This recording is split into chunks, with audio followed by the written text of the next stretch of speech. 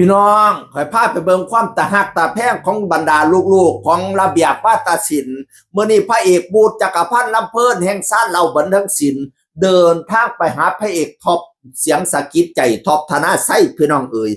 เดินทางไปจ้างไปเล่ามาเฮ็ดขึ้นบุญบ้านใหม่ขึ้นบุญบ้านใหม่สิบ้านใหม่สร้างน่ะสิมอสิแล้วเลยดิกำหนดการเรียบร้อยสิขึ้นบ้านใหม่วันที่1 มิถุนายน 2569ใครเป็น FC ซานเหลาใครเป็น FC เสียงสะกิดใจไปเจอกันเลยที่บ้านอ้นพี่น้องเอ๋ยอำเภอจตุรัสพิมานจังหวัด101เนาะบ้านอ้นบ้านหมอลำซานเหลาบ้านหมอลำบุตรจักรพันธ์ลำเพิ่นแล้วมาเราอายแล้วมาอายท็อปอันหมอลำเสียงสะกิดใจท็อปธนาไส้มาเราอายเล่าไปร่วมงานพร้อมไปกินข้าวน้ำกันแล้วก็เอาหมอลำเสียงสะกิดใจไปเสพไปงานพร้อมใครเจ้าหักแพงแบ่งปันกันเนาะท็อปธนาไส้ก็โอ้ยขอบใจขอบคุณน้องนุ่งหลายๆนี่หยังกะยกมาให้โยนมาให้พนาวาน่ะเป็นหมอลำน้องไหม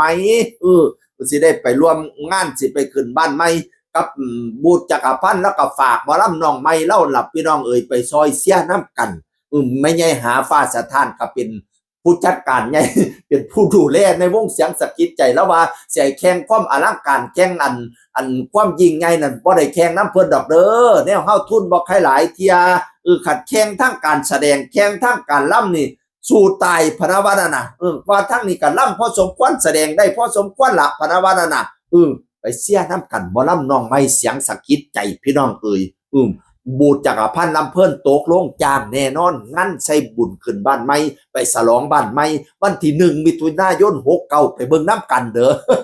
อนั่นละมาอ่อนช้อนความหักความแพงของบรรดาลูกๆของอีพอระเบียบวาทศิลป์เนาะเพิ่นแตกออกจากอันระเบียบน้ำกันเพราะว่าสิเป็นบูตรเพราะว่าสิเป็นท็อปพี่น้องไอ้หุงเฮี้ยงเหลียงเหลี่ยมเด้องานไก่ไหลมาเตมาสุผู้สุคนเด้อผู้อันสร้างไม่ก็ให้เจริญผู้สร้างเก่าก็ให้เจริญน้ำกันทั้งสองคณะนั่นล่ะเสียงอื่นคนเก่าเว้าสู่ฟังสวัสดีครับสวัสดีครับ